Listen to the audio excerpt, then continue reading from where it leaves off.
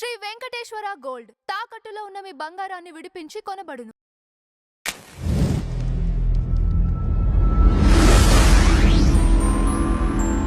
నమస్కారం రాజేష్ గారు. నమస్కారం.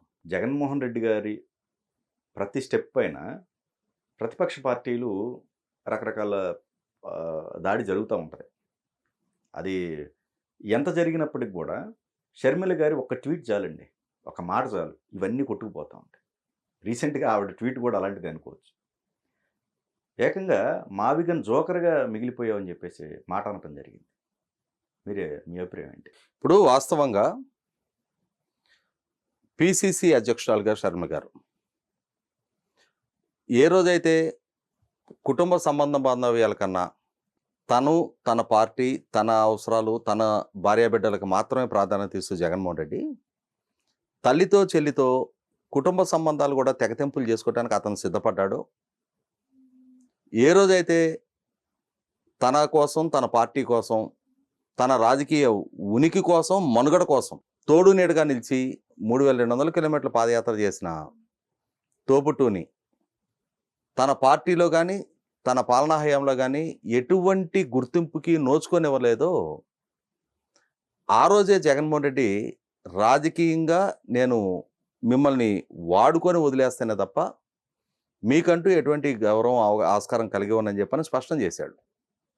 ఇదే నేపథ్యంలో ఆస్తుల పంపకాల దగ్గర కూడా తలెత్తిన విభేదాల నేపథ్యంలో తానే స్వయంగా తల్లిని ఎన్సిఎల్టీ కోర్టుకి ఇచ్చాడు.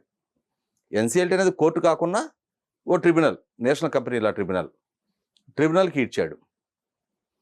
అక్కడి నుంచి మీడియా ముఖంగా అటు తల్లి, చెల్లి, ఇటు జగన్మోహన్ రెడ్డి మధ్య నడుస్తూ ఉన్న విమర్శలు, ప్రతి విమర్శలు చూస్తూనే ఉన్నాం. వీటికి అన్నిటికన్నా భిన్నంగా షర్మిల గారి ఇవాళ ఆంధ్రప్రదేశ్ రాష్ట్ర కాంగ్రెస్ కమిటీ అధ్యక్షురాలుగా గడిచిన 2024 ఎన్నికల్లో కడపలో జగన్మోహన్ రెడ్డి అభ్యర్థి మీద ఎన్నికల్లో పోటీ చేసి అదే సందర్భంలో ఆమె కాంగ్రెస్ పార్టీ నాయకత్వ బాధ్యతలు స్వీకరించిన నాటి నుంచి కూడా నాడు పాలకుడుగా ఉన్న జగన్మోహన్ రెడ్డి మీద సూటిగా స్పష్టంగా విమర్శలు ఎక్కుపెడుతున్న తీరు, ఒక రాజీ లేని పోరాట ధోరణి ఆమె ప్రదర్శిస్తూ ఉన్నారు. ఎస్, మీరు అన్నట్టుగా జగన్మోహన్ రెడ్డి మీద ఆయన రాజకీయ ప్రత్యర్థులు తెలుగుదేశం, జనసేన, భారతీయ జనతా పార్టీ లాంటి వాళ్ళు చేసే విమర్శల కన్నా కూడా తన తోడబుట్టిన చెల్లెలు ఒకనాడు తాను అక్రమాస్తుల కేసులు అరెస్ట్ అయ్యి జైలు పాలైన రోజున తన పార్టీకి, తనకి అండగా నిలబడి తాను జైలు నుంచి విడుదలయ్యేటప్పటికీ ఒక బలోపేతమైన పార్టీని తన చేతిలో పెట్టిన చెల్లెలు ఆమె ఏం త్యాగం చేసింది అనేది రాష్ట్రం మొత్తానికి ఒక స్పష్టత ఉంది.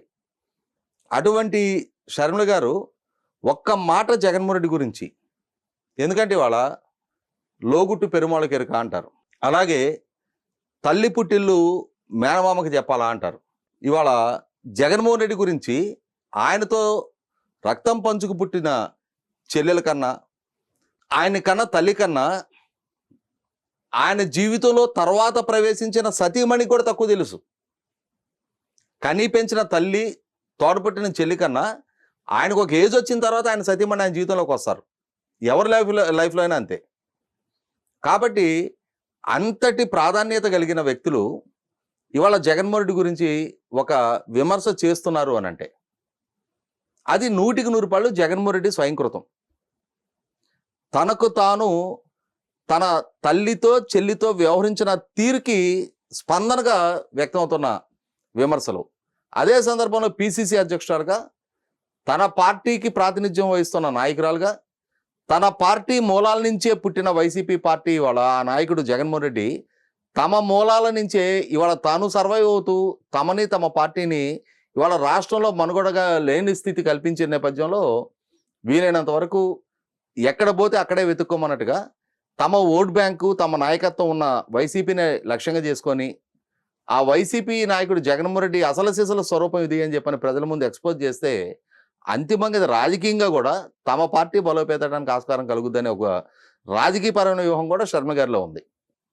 కాబట్టి ఇక్కడ షర్మిల గారి వాళ్ళ జగన్మోహన్ రెడ్డి ద్వారా ప్రస్తావన చేయబడిన మావిగన్ మచిలీపట్నం, విజయవాడ, గుంటూరు నగరాలను కలుపుతూ జాతీయ రహదారి వెంబడి మావిగన్ పేరిట ఒక రాజధాని నిర్మాణం చేయాలి అని చెప్పని ఆయన ద్వారా వచ్చిన ఒక ప్రతిపాదన 110 కిలోమీటర్ల నేషనల్ హైవే పొడుగుతా రాజధాని నిర్మాణం జరగాలి అని చెప్పని ఆయన చేసిన ఈ వినూత్న ప్రస్తావన, దానికి మావిగన్ అని పేరు పెట్టిన తీరు, ఇవన్నీ గడిచిన వారం 10 రోజులుగా రాష్ట్రంలో చాలా విస్తృతంగా చర్చనీయాంశం అయింది. వాస్తవం ఎప్పుడైతే పార్లమెంటు లోక్సభ వేదికగా అమరావతికి చట్టబద్ధత కల్పించాలి అని చెప్పని కేంద్ర ప్రభుత్వం ద్వారా కేబినెట్ ఆమోదించి బిల్లు రూపంలో లోక్సభలో రాజ్యసభలో చర్చించి ఆమోదింపజేసి రాష్ట్రపతి గారి ద్వారా అంటే దానికి ఆమోదం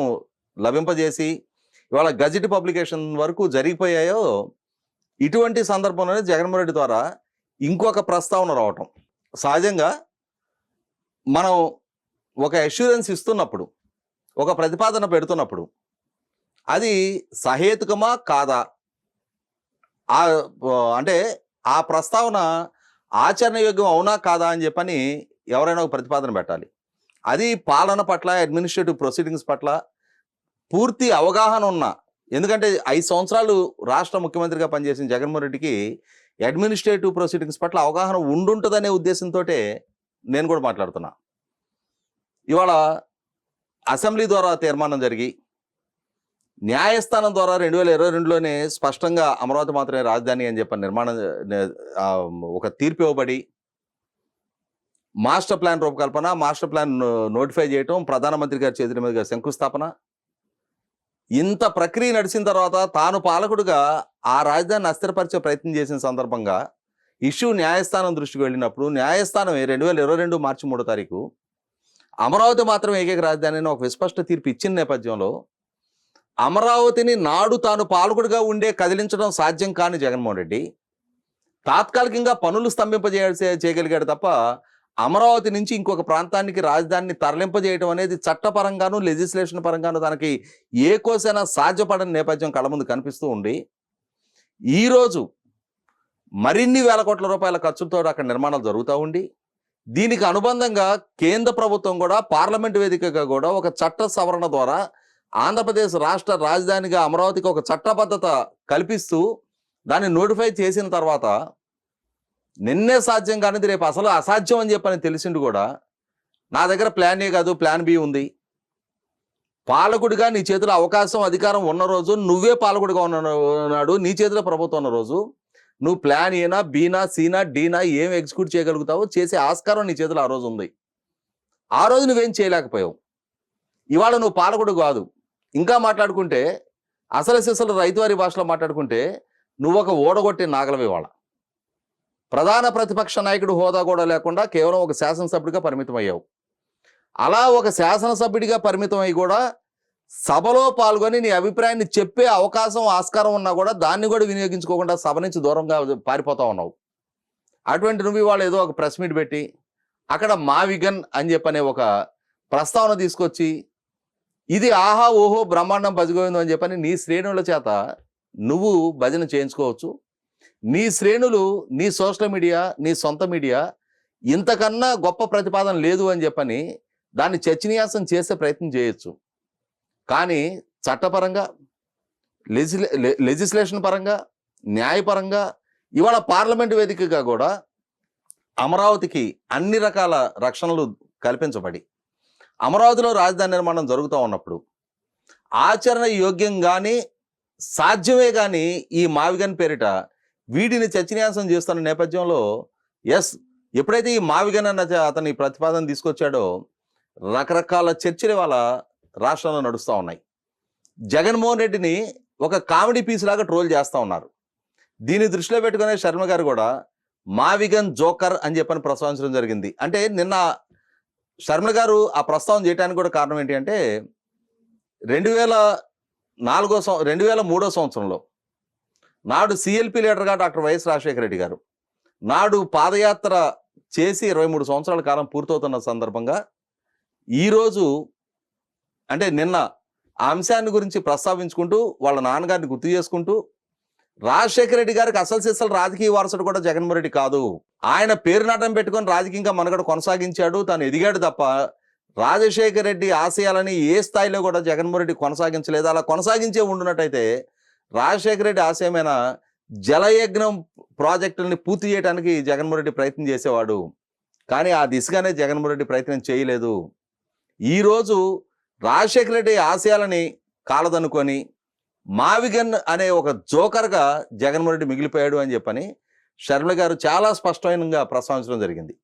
కాబట్టి ఇక్కడ గడచిన వారం 10 రోజులుగా ఆంధ్రప్రదేశ్ రాష్ట్రంలో జరుగుతున్న ఈ మావిగన్ చర్చ రచ్చకి జగన్మోహన్ రెడ్డి బృందం ఇంకా ముగింపు పలకడానికి సిద్ధంగా లేరు. వాళ్ళు ఏదో రేపటి రోజున అధికారం దక్కిన తర్వాత, ఆ అధికారం దక్కిన తర్వాత ఇప్పుడు జరుగుతున్న అమరావతి నగర నిర్మాణానికి ప్రత్యామ్నాయంగా మావిగన్ని ప్రతిపాదిస్తామని చెప్పనే ఒక అసంబద్ధమైన అవగాహన రాహిత్యపు అనాలోచిత ప్రతిపాదనతో ఇవాళ అంటే మనకు ఒక సామెత ఉంది. మనకి గ్రామాల్లో పట్టణాల్లో మంగళి పని మనకు తెలుసు. హెయిర్ కటింగ్ చేస్తారు. ఓ పనిలేని మంగళ ఉన్నాడు. ఆయనకి ఎవరు అంటే పనికి పిలవాలి ఆ రోజు. సరే ఖాళీగా ఉంటాం ఎందుకని చెప్పని దొరికిన పిల్లిని తీసుకొని బొచ్చు కొరిగాడు అని చెప్పని ఒక సామెత, పనిలేని మంగళి పిల్లి బొచ్చు కొరిగాడు అంటారు. అలాగే ఇవాళ శాసనసభ్యులుగా అసెంబ్లీకి వెళ్ళరు. అసెంబ్లీలో ప్రస్తావించాల్సిన అంశాల గురించి ప్రస్తావించే సాహసం చేయరు.